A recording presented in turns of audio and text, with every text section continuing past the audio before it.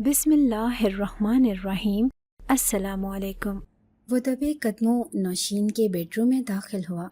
कमरे में मलगजा सा अंधेरा फैला हुआ था। भारी पर्दे खिड़की पर पड़े कमरे को मजीद तारीक बना रहे थे। कमरे में जीरो का बल्ब रोशन था। उसने बिस्तर पर एक नज़र डाली। नौशीन पूरी स्पीड में एसी चलाए सर तक कंबल ताने बेखबर सो रही थी। वो अच्छी तरह जानता था कि वो इतनी सुबह सवेरे कभी नहीं जागती। वैसे भी कमरे में वक्त का अंदाज़ा कहाँ होता था। वो रात देर गए जागती और दिन चढ़े उठती। नौशीन की गहरी नींद में होने का अंदाज़ा लगाता वो दबे कदमों अलमारी की तरफ बढ़ा था। उसने हल्के से अलमारी के दोनों पट खोले और अपनी मतलूबा चीज़ की तलाश शुरू कर दी, मगर वो उसे कहीं दिखाई न दी। उसने मुड़कर नौशीन पर एक नज़र डाली। वो अभी भी गहरी नींद में थी। उसने ताला लगी दराज भी खोली थी। चाबी का इंतज़ाम वो कल रात ही कर चुका था।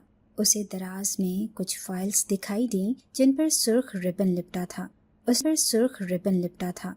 उसने जल्दी जल्दी रिबन खोलकर एक एक फाइल चेक की, मगर उसकी मतलूबा फाइल न जाने कहाँ थी। अब के बार वो झुंझला गया। उसने सारे तयशुदा कपड़े उलटकर नीचे फेंक दिए। अब की बार उसकी कोशिश बेकार न गई थी। कपड़ों का खाना खाली होने के बाद उसे हरे रंग की वो फाइल साफ दिखाई दे गई। उसने लपक कर फाइल उठाई, कपड़े वैसे ही रखने की कोशिश करके अलमारी बंद की। एक नज़र सोई हुई नौशीन पर डालते हुए वह चुपके से बाहर निकल गया। क्या आप मुझसे निकाह करेंगे? उसने सामने बैठे नूर इलाही से पूछा तो वो चौंक गया। मगर ये कैसे मुमकिन है गुड़िया? वो हकलाहट के साथ बोला था। मैं आपको बहुत चाहती हूँ और आपके सिवा किसी पर एतबार नहीं कर सकती। वो टेढ़ी नज़रों से इर्द गिर्द का जायजा लेती हुई बोली, मगर गुड़िया मेरी और तुम्हारी उम्र में बहुत फ़र्क है। ज़माने वाले क्या कहेंगे?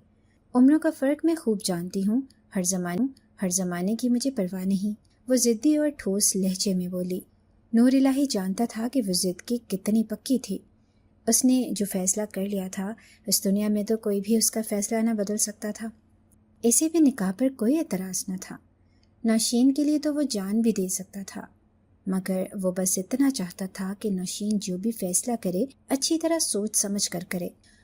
आपने बताया नहीं। इसे सोचों में गुम पाकर नौशीन ने दोबारा अपने सवाल को दोहराया और अपना हाथ उसके सामने फैला दिया। क्या आप ये हाथ थामेंगे?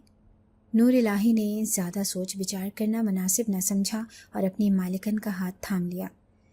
कोने में खड़ा नफूस जो चुपके से उन दोनों पर नज़र जमाए हुए था, सकते में रह गया और फौरन अंदर की जानिब भागा, जबकि वो दोनों मुस्कुराए। शहर के पोश इलाके में 20 केनाल के रकबे पर फैली वो शानदार कोठी रंग बिरंगी लाइटों से जगमगा रही। में आज खुशियां ही खुशियां थीं। कुर्बान साहब ने अपने नए प्रोजेक्ट की कामयाबी की खुशी में पार्टी रखी। शहर के सभी जाने माने कारोबारी अफराद पार्टी में मौजूद थे। मुलाजमीन की इधर उधर दौड़े लगी हुई थी। वो सभी नूर इलाही के डर से अपनी जान मार रहे थे। नूर इलाही सब पर कड़ी नज़र जमाए हुए था। कुर्बान साहब शहर की एक जानी पहचानी शख्सियत थी। उनकी दौलत के अंबार इस कदर थे कि कई मर्तबा लगता था कि वो दुनिया में सिर्फ पैसा और इज्जत कमाने ही आए हैं। मगर जितने अमीर थे उतने ही सादा दिल और आजिज़ी से भरपूर थे। उन्होंने कभी किसी मुलाजिम को आज तक न डांटा था। नूर इलाही भी उनके मुलाजमीन में शामिल था।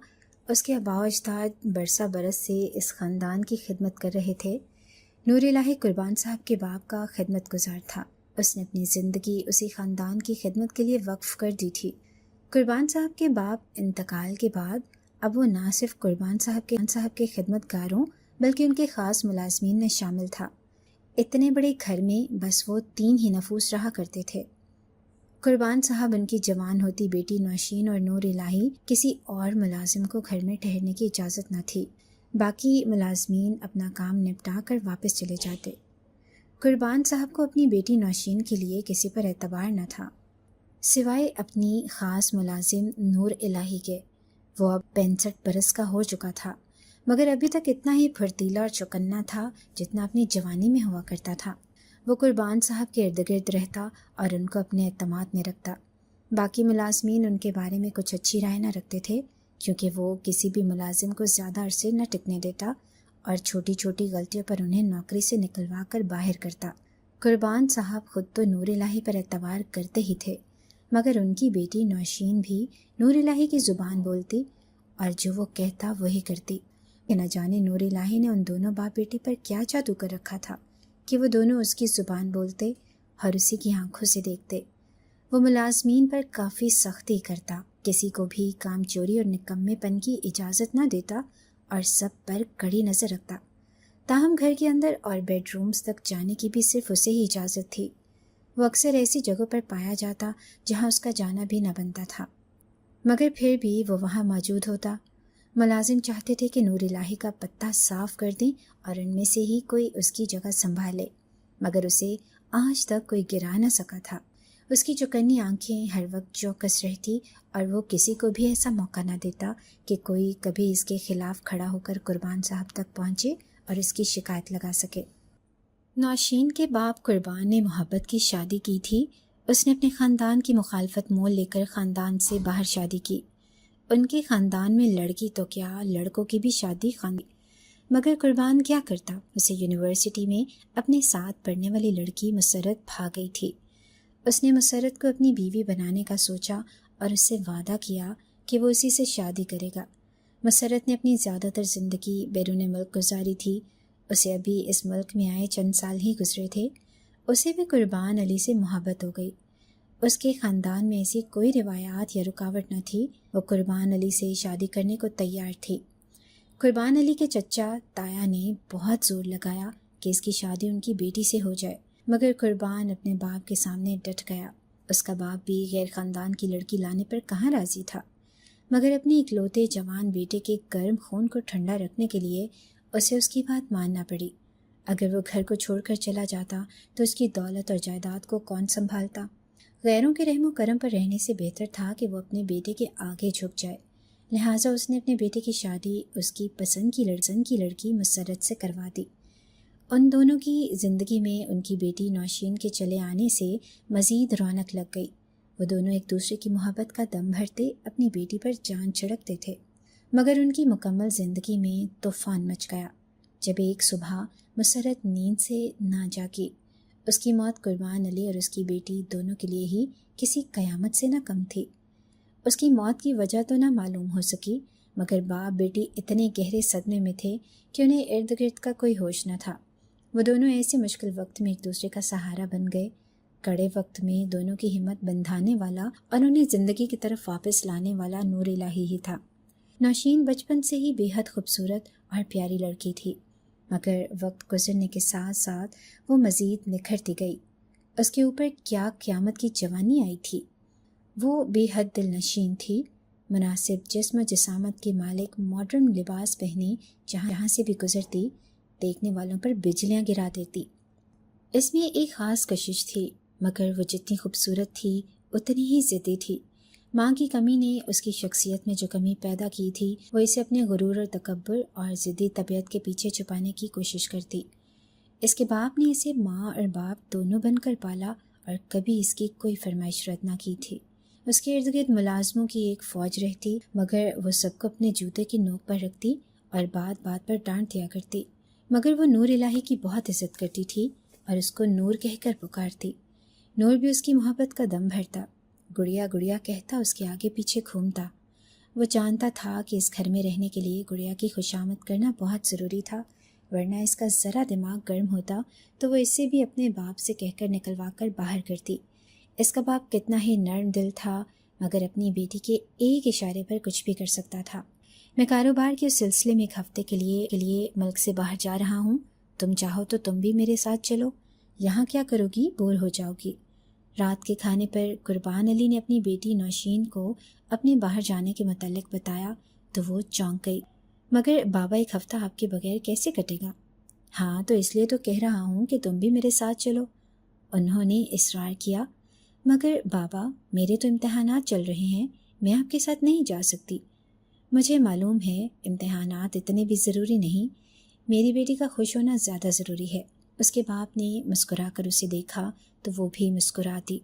نہیں بابا، ایسا نہیں ہے، میں یہاں پر ٹھیک ہوں اور پھر نور بھی تو یہیں پر ہوں گے، میں ان کے ساتھ اچھا وقت گزار سکتی ہوں، آپ بے فکر ہو جائیں۔ اس نے باپ کو تسلی دی تو وہ بھی مطمئن ہو گئے۔ نور میری بیٹی کا بہت خیال رکھنا، انہوں نے نور کو ہدایت کی تو اس نے فوراً محضبانہ انداز میں سینے پر ہاتھ رکھ کر سر جھکا دیا۔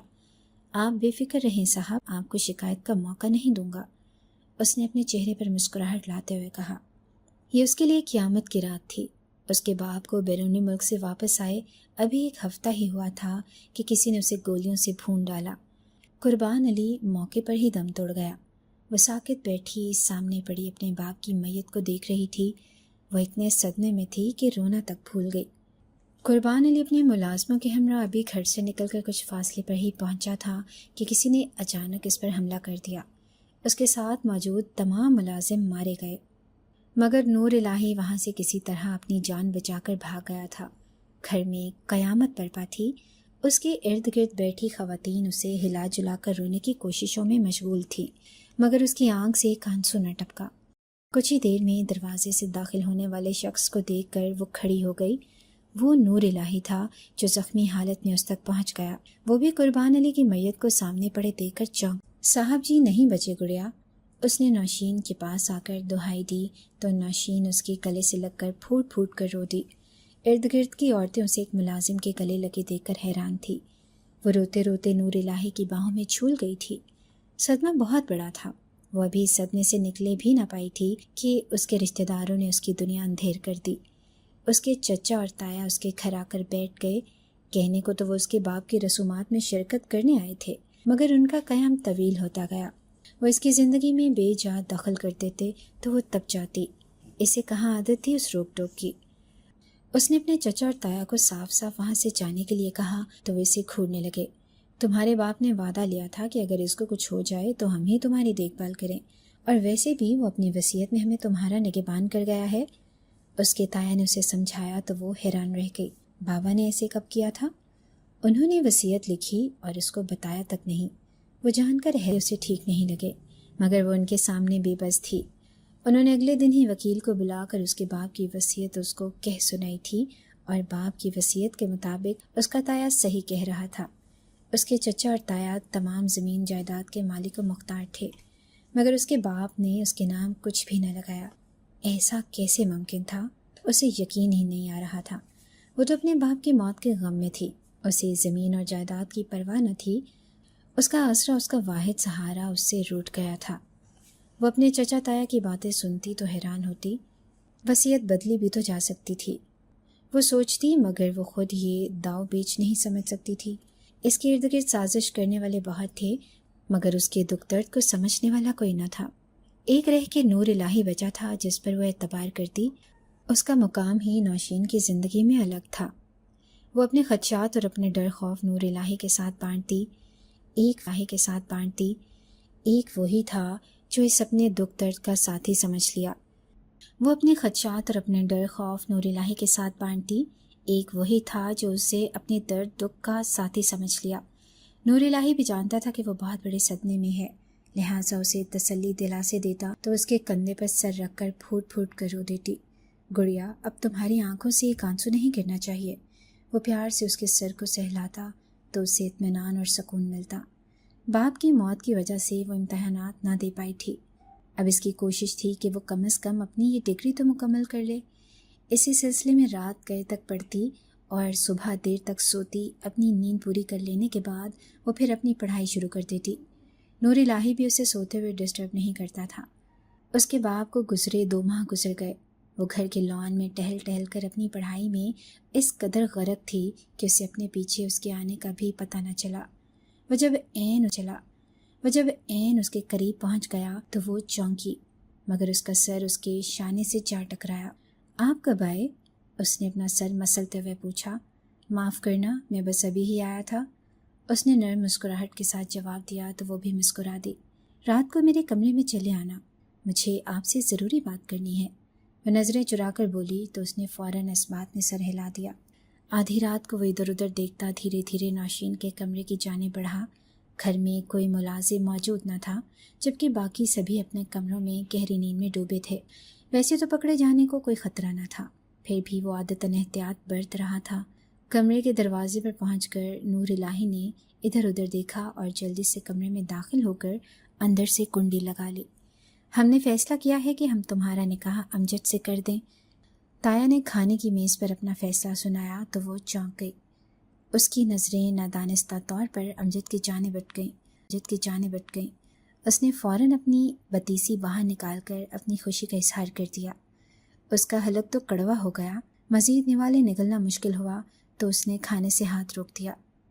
چچا تایا اسے یوں دیکھ رہے تھے جیسے اس پر کوئی احسان عظیم کر رہے ہوں۔ وصیت تو وہ بدلوا بھی چکے تھے، اب اس کی جائیداد پر باقاعدہ طور پر قبضہ کرنے کا یہ اچھا طریقہ تھا۔ اس نے وہاں موجود سبھی نفوس پر ایک نظر ڈالی۔ اس کی چچی اور تائی کھانے میں مگن تھے، انہیں اپنے شوہروں کی باتوں سے کوئی سروکار نہ تھا۔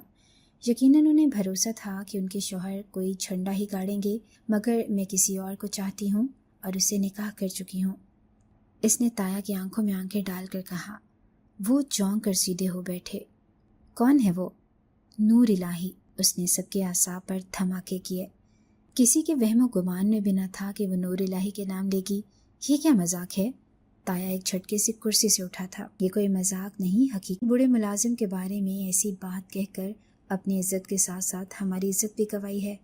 وہ غصے میں چیخ رہے تھے۔ وہ اس کو جتنا برا بھلا کہتے ٹھیک تھا، مگر اس کے ماں باپ کی تربیت پر انگلی اٹھانے کی اجازت وہ انہیں نہیں دے سکتی تھی۔ بس اس نے ہاتھ کے اشارے سے انہیں مزید بولنے سے روکا۔ اب اگر میرے ماں باپ کے بارے میں منہ سے ایک لفظ بھی نکالا تو مجھ سے برا کوئی نہیں ہوگا۔ وہ پوری طاقت سے دھاڑی تھی۔ نور الہی بھی وہیں آ کھڑا ہوا۔ وہ اپنی جگہ سے اٹھی اور نور الہی کی باہوں میں باہیں ڈال کر کھڑی ہو گئی۔ ملازمین سمیت وہاں موجود سبھی نفوس سکتے میں رہ گئے۔ اس کے چچا تایا کو فکر پڑ گئی کہیں تمام زمین اور جائیداد ایک ملازم نہ لے اڑے۔ قربان علی نے ساری زندگی اپنے بھائیوں سے زیادہ اس ملازم کو اہمیت دی تھی اور بیٹی بھی اسی پر فدا تھی۔ وہ اگلے ہی دن نئی وصیت کے ساتھ حاضر تھے۔ قربان علی نے یہی طے کیا تھا کہ نوشین کی شادی امجد سے ہوگی۔ اگر نوشین کسی وجہ سے اس شادی کے لیے نہ مانے یا کسی اور سے شادی کے بارے میں سوچے تو اسے اس گھر میں رہنے کا کوئی حق نہیں۔ اب یا تو اس ملازم کے ساتھ یہاں سے چلتی بنو یا ابھی کے ابھی اس سے طلاق لے کر عدت پوری کرو اور امجد کے ساتھ شادی کر کے سکھی رہو۔ اس کے تایا نے اسے اس کے باپ کی وصیت سناتے ہوئے اس کے سامنے 2 شرائط رکھی تھی۔ جائیں گے تو آپ یہاں سے، وہ بھی ابھی کے ابھی۔ وہ چیخ پڑی۔ نوشین نے اسے گھر سے نکلنے سے منع کیا تھا، مگر پھر بھی باہر نکل آیا۔ اس کا ارادہ وکیل سے مل کر کچھ ضروری بات کرنا تھا۔ وہ گھر سے کچھ دوری پر ہی تھا، تبھی اس کے ارد گرد 3 سے 4 لوگ آ کھڑے ہوئے جن کے ہاتھوں میں ڈنڈے تھے۔ وہ خطرہ بھانپ گیا اور ایک جانب سرپٹ دوڑ لگا دی۔ باس نے کہا تھا کہ اس بار یہ بڈھا بچنا نہیں چاہیے۔ نور الہی کو ان کی آواز صاف سنائی دی۔ اس کے بھاگنے میں مزید تیزی آ گئی۔ بڈھے میں کتنی پھرتی ہے! پیچھے بھاگنے والے اس کو آخر کب تک بھاگتا؟ وہ جلد ہی اس کے سر پر پہنچ گئے اور اس پر ڈنڈوں کی بھچاڑ کر دی۔ اس نے خود کو بچانے کی بہت کوشش کی۔ اس کوشش میں اس کے ہاتھ ایک ڈنڈا لگ گیا۔ اس نے ڈنڈا زور سے کھینچا تو ڈنڈا پکڑے آدمی بھی اس پر آن گرے۔ وہ بجلی کی سی تیزی سے اٹھا اور ڈنڈا اپنے چاروں طرف گھمانے لگا۔ آدمی اس کی پھرتی دیکھ کر حیران تھے۔ لمحوں میں ہی اس نے 2 آدمیوں کو زخمی کر دیا تو زخمیوں سمیت باقی 2 اپنی جان بچا کر بھاگے۔ بھاگتے ہوئے انہوں نے مڑ کر دیکھا تو نور الہی اپنا سر پکڑے چکرا کر زمین پر جا گرا۔ نور الہی کا کام تمام کرنے کے بعد تایا اور چچا کھل کر سامنے آئے تھے۔ دیکھو، اس بڈھے سے نکاح کی کوئی اہمیت نہیں۔ تمہارا عشق سمجھو ادھورا رہ گیا۔ تم بیوہ ہو چکی ہو۔ اب عدت پوری کرو اور امجد سے شادی کے لیے مان جاؤ، ورنہ تمہیں بھی تمہاری ماں باپ اور تمہارے شوہر کی طرح اوپر پہنچا دیں گے۔ وہ سب اس کے ارد گرد جمع اسے دھمکیاں دیتے کہا لگا کر ہنستی ہے۔ وہ رو دینے کے قریب تھے۔ زمین جائیداد کی وجہ سے اس نے اپنے سب رشتے کھو دیے۔ اسے نہیں چاہیے تھی یہ زمین اور جائیداد، اپنے پیارے لوگ واپس چاہیے تھے۔ وہ اپنے باپ اور نور الہی کو یاد کر کے پھوٹ پھوٹ کر رو دی۔ اسے روتے دیکھ کر اس کے چچا تایا مزید شیر ہوئے۔ وہ جلد ہی ان کو قابو آنے اور ان کے اشاروں پر چلنے والی تھی۔ ظاہر ہے تمام دولت اور جائیداد کی وہ اکلوتی وارث تھی۔ ایسے میں وہ اس کا خاتمہ کیسے کر سکتے تھے؟ بس ایک بار یہ سب ان کے ہاتھ لگ جائیں، پھر اس کا پتہ صاف کرنے میں لمحے کی دیر نہ لگائیں گے۔ وہ سوچے بیٹھے تھے۔ نوشین نے سر گھٹنوں میں گرا دیا۔ نور الہی کی موت پر وہ بے حد دل گرفتہ تھی۔ وہی تو اس کی واحد امید تھا اور ان ظالموں نے اسے بھی مار ڈالا۔ تم لوگوں کا کھیل ختم ہوا۔ اسے نور الہی کی آواز سنائی دی تو اس نے چونک کر گھٹنوں سے سر اٹھایا. سر پر پٹی باندھے، بازو پر پلستر چڑھائے نور الہی لنگڑاتا دروازے سے اندر داخل ہوا تو اس کی خوشی کا ٹھکانہ نہ رہا. وہ بھاگ کر اس سے لپٹ گئی اور پھوٹ پھوٹ کر رو دی. اس نے نوشین کو تسلی دیتے حاضرین پر ایک نظر ڈالی. ارد گرد کھڑے نفوس سکتے میں رہ گئے. اس بڈھے کی جان کون سے طوطے میں ہے کہ مر کر ہی نہیں دیتا. اس بار نور الہی اکیلا نہ تھا بلکہ اپنے ساتھ پولیس بھی لایا تھا. نوشین کے والد اور والدہ سمیت کئی ملازمین کی موت کے ذمہ دار ہیں یہ لوگ. میں اتنے دنوں سے ثبوت اکٹھے کر رہا تھا، آج سب ثبوت اپنے ساتھ لایا ہوں. اس نے فوراً اپنے ہاتھ میں پکڑی فائل تایا کے منہ پر دے ماری. پولیس نے آگے بڑھ کر تایا، چچا اور ان کے نکمے بیٹوں کو ہتکڑیاں لگا دی. یہ جھوٹ ہے، یہ غلط ہے. ہم نے کسی کو نہیں مارا بلکہ اس نے مارا ہے. نور الہی نے مارا ہے اپنے مالک کو اور اس کی بیٹی کو ورغلا کر اس سے نکاح کیا ہے. وہ تیزی سے بولے. کون نور الہی؟ نور الہی نے اپنے چہرے سے نکلی مونچھیں اور داڑھی ہٹائی تو وہ ایک جوان لڑکے کھڑے کو دیکھ کر حیران رہ گئے. تم کون ہو؟ وہ حیران تھے. میرا نام سرمد ہے. میں 2 سال پہلے اس شہر میں اسسٹنٹ کمشنر تعینات ہوا ہوں. میں نوشین کے ماموں کا بیٹا ہوں اور نور الہی کا پوتا ہوں. یہ سارے کاغذات میں تم لوگوں کی تجوری سے چرا کر لایا ہوں. نور الہی تو اسی دن مر گیا تھا جس دن تم نے نوشین کے باپ کو مروایا تھا. میں ہی انہیں زخمی حالت میں وہاں سے بچا کر لے گیا. وہ نوشین سے ملنا چاہتے تھے تو میں نے انہیں یہاں لے آیا.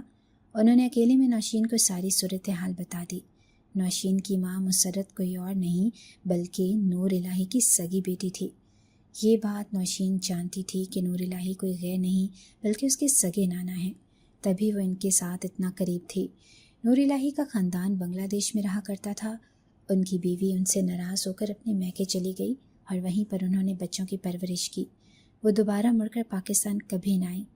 وہ چاہتی تھی دیش میں ہی آ کر بسے، مگر نور الہی نے تو اپنے آپ کو اپنے مالکوں کی خدمت کے لیے سونپ دیا. وہ یہ گھر چھوڑ کر کبھی جا ہی نہ سکے. نور الہی کی بیوی کا انتقال ہوا تو ان کے بچے واپس پاکستان آئے.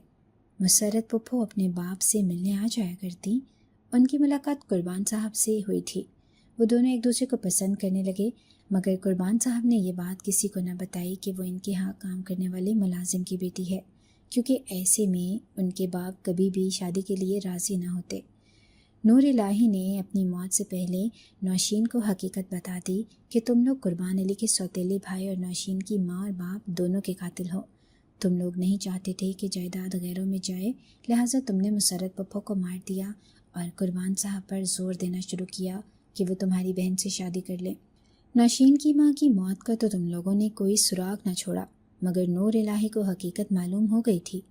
اس نے قربان علی کو ساری بات بتانے میں تم لوگوں کے خلاف ثبوت اکٹھے کیے. قربان صاحب تم لوگوں کے خلاف اٹھ کھڑے ہوئے اور وہ تمہیں پھانسی کے پھندے پر پہنچانے ہی والے تھے کہ تم نے ان کو مروا دیا. مگر اس بار تم لوگوں نے عجلت سے کام لیا اور وہ کرائے کے گنڈے جو تم نے بھیجے تھے وہ پکڑے گئے. انہوں نے پولیس کو صاف بتا دیا ہے کہ انہیں یہ کام کرنے کے لیے تم نے پیسہ دیا تھا. نور الہی اس حملے میں کسی طرح بچ نکلے اور انہوں نے ساری حقیقت نوشین کو بتا کر نوشین کو میرے حوالے کیا اور خود اس دنیا سے سدھر گئے.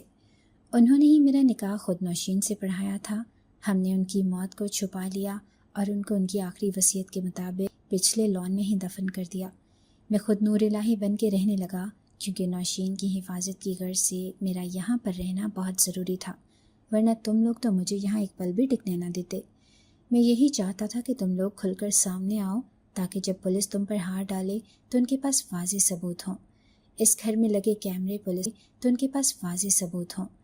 اس گھر میں لگے کیمرے پولیس اسٹیشن میں ہر وقت اسکرین پر چل رہے تھے. اس گھر میں رہتے ہوئے تم لوگوں نے اپنے جرائم کے بے پناہ ثبوت دیے ہیں.